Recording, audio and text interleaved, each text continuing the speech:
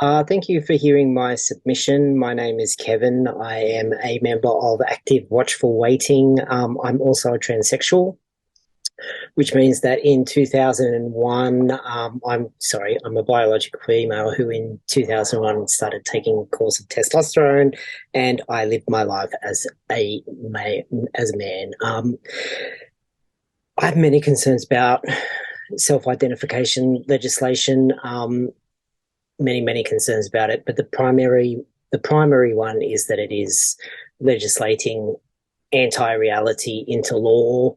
Um, I appreciate that everybody who is interested in this subject is coming from a deeply compassionate, warm, concerned, loving perspective, wanting to do the best for a historically marginalised community.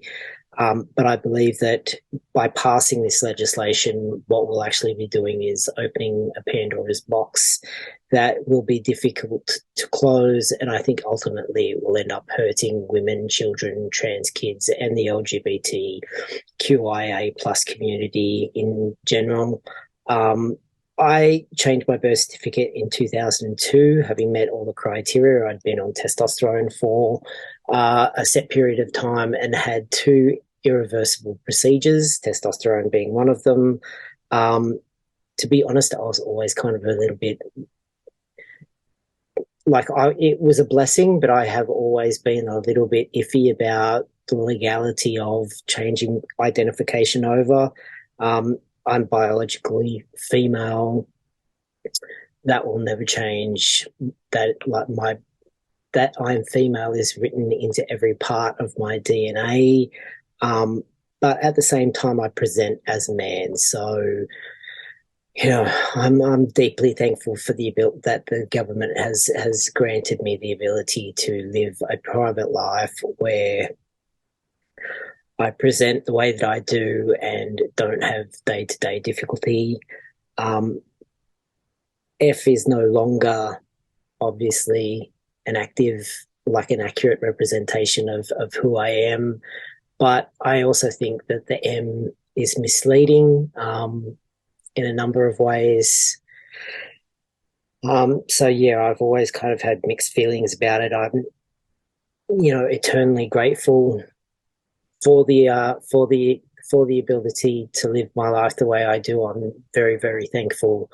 But I kind of can also admit at the same time that it is complicated and messy. Um, the government, I don't know when the government changed laws to allow trans people to change over our birth certificates, etc. Um, Obviously, it was done with the best of intentions.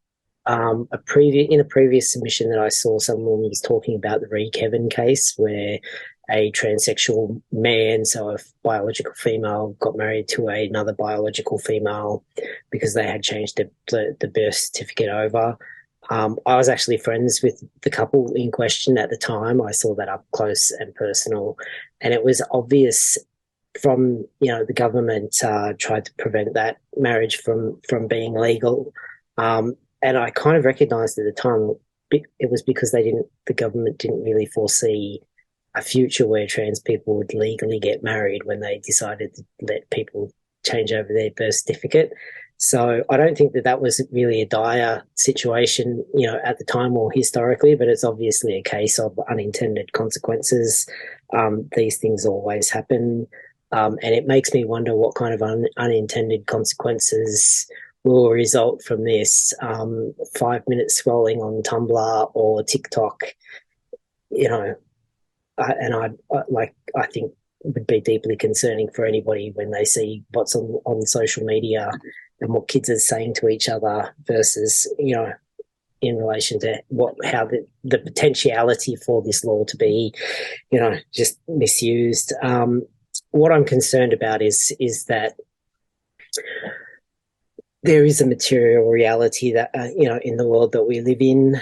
I'm deeply concerned about that when it comes to kids in general, but specifically in this instance, trans kids.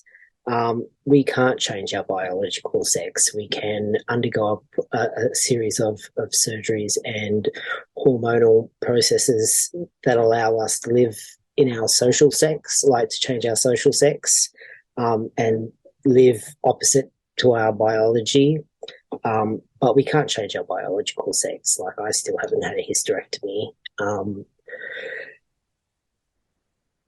And what really concerns me about this is that these trans kids are being told that essentially under this legislation that all they need to do to change their biological sex is to alter their birth certificate, by the adults that are entrusted with their care, which is deeply concerning. I have a friend in the UK who started social transition at age 14 and medical transition at age 15, and now at age 32, so 17 years later, is having a bit of a crisis, personally, because all of the people that she trusted the most in her teenage years misled her and led her to believe that she could transition from a biological male to a biological female.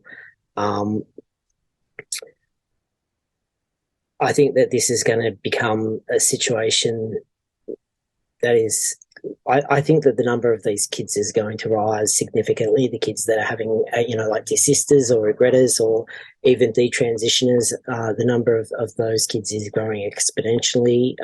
It's just unheard of. From 2001 till 2019, 2020, I encountered 4 detransition stories. One of them was a person that I knew. I met one detransitioner. In like 18 years, and heard of 3 other stories. Since 2019, 2020, when this started, I started to investigate this online. I have now seen hundreds of detransitioners, and they all have very similar stories to tell. The majority of them are biological females who transitioned in their teenage years, believing there would be one thing and it turned out to be another. So I'm deeply concerned about that.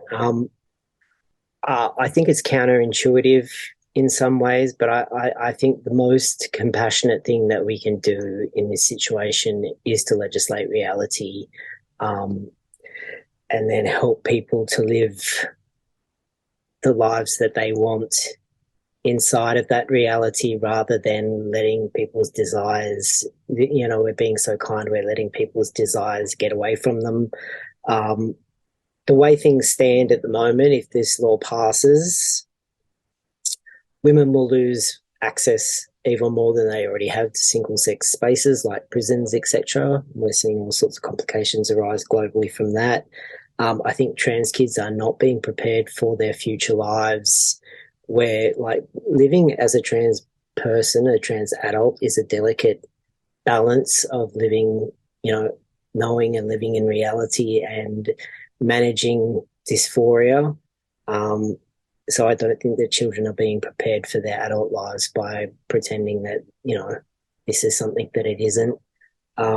I also worry about, these trans kids' schoolmates have a right to privacy as well, which is kind of being overlooked in this or dismissed in this debate. That's concerning.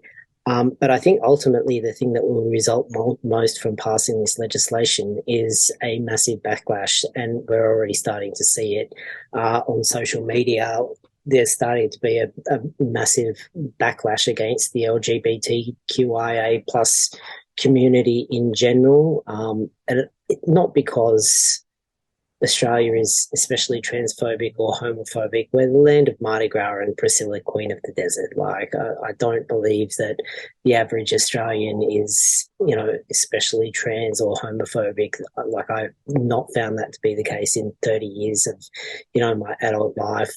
I think the backlash stems from the fact that this is not reality. Like, you can't change your presentation with words, which I think is, as caring as we are trying to be around this issue, I think that what we're trying to do is just the wrong way to go about it. Anyway, thank you for hearing my submission.